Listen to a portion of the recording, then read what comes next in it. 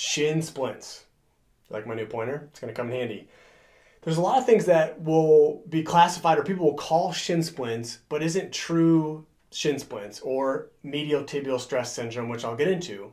I'll get into a lot of that when it comes to the differential diagnosis and also give you tips to how to correct that as well or how to treat that. But today I'm going to talk about and show you, most importantly show you, what it is and why do we do it and how do we get it? Why do we get shin splints? So the fancy term medial tibial stress syndrome, sometimes MTSS, tibia is the bottom bone, medial means towards midline. So all it is medial tibial stress syndrome is injury to the inside part of the tibia. The tibia is a bone. We kind of think about bones as either they're broken or they're not. There's a lot that comes in between that in normal healthy bones. Imagine this is my tibia bone.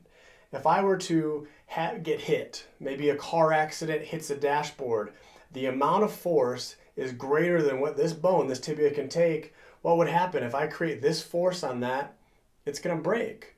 Well, if we backtrack and we take all the accumulation of all that force and we give it in little bits and doses repetitively over time, that's what can happen. We're getting these same little bowing, this same little stress to the tibia. That can manifest as soreness, as pain, and eventually it can work its way all the way up to a stress reaction fracture and eventually a stress fracture. But at the end of the day, it's really injury to the bone. So why is this so common with runners and jumpers? So we're going to go back again to the biomechanics, the physics. Every action equal an opposite reaction. You hear me say impact, impact.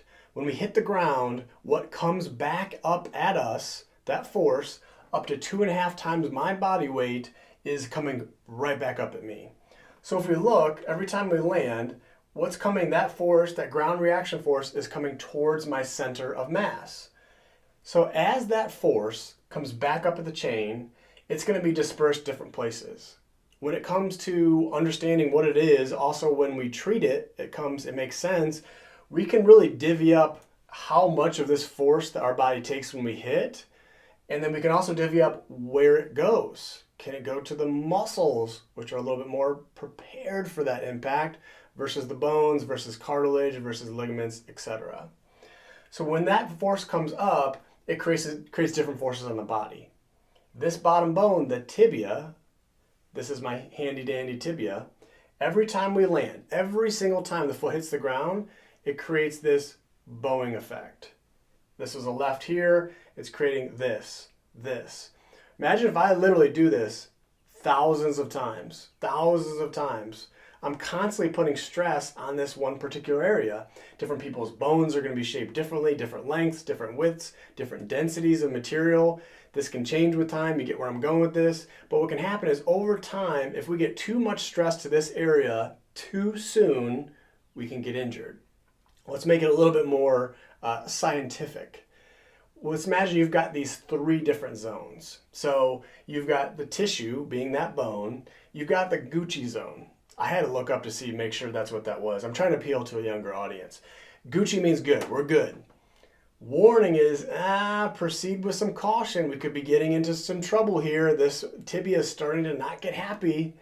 And then just flat out injury. True medial tibial stress syndrome. So everybody's zones are different. Some people have a greater Gucci zone. Some people have a greater injury zone, or it happens sooner. Okay, so run 1. Again, quarantine hit, haven't ran outside in a while, and you go out. 10 minutes, 20 minutes, 30 minutes. This is our chart. Imagine this just keeps going. If you go out, the longer that we continue to go, that force, what's happening right here at that tibia where we're getting that stress, it keeps going up. And suddenly now we're out of the Gucci zone. We're starting to get a little bit warny. It's not getting too happy. And before you know it, luckily we get tired, we stop, and we stop right before the injury zone. Then the rest of the day, the next day, you let it recover. This slowly, the tibia starts to get a little bit happier. It starts to go down. Here's what happens. Remember, this is a continuum. If you go out that next day, that next morning, and the tibia hasn't had time to heal, you're healing every second. If it doesn't have time to heal, where you start is you're almost starting in the warning zone. You're getting out of that Gucci zone.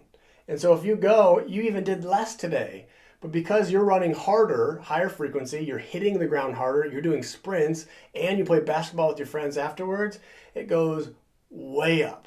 The slope of how fast we take that goes up. So we were quickly, even in less duration, we're now in that injury zone. So this is what we mean by too much too soon. What happens as you let your body adapt to this with time, with this continuum? Here's what happens. This is the adaptation. Look at that Gucci zone. It's enormous. I think we all want a Gucci zone. I don't know if I can say that on TV or even Instagram. Anyways, this gets bigger with time, with tissue adaptation. We talked about the blood alcohol level, and as we drink, you get more tolerance to it, where you can have more, have less of an effect on your body. With time, this happens. This adaptation happens under normal circumstances. This happens. Now, look, I'm going 40 minutes and I'm just then now starting to get in that warning zone. You listen to it. So we're always trying to stay within this Gucci zone and maybe even slightly in the warning zone, but using that as a reminder or a check engine light or, hey, I need to listen to my body. There's some things we can push through and there's some things we cannot. And I'm going to talk about, if you already have it, what are some things we can do? When do we need to shut it down? But I'm also going to show you, okay, we understand this concept, but how can we affect that impact? How can we make it so we're not bounding up and down? The higher you go, the further you come down. We're hitting the ground harder. We're getting more impact. What about the shoes? If I wear a cushioned shoe that's going to absorb some of that impact, that's probably a good thing versus wearing a stiff, hard, dense shoe that's not going to take a whole lot of stress. It's going to go right up the chain.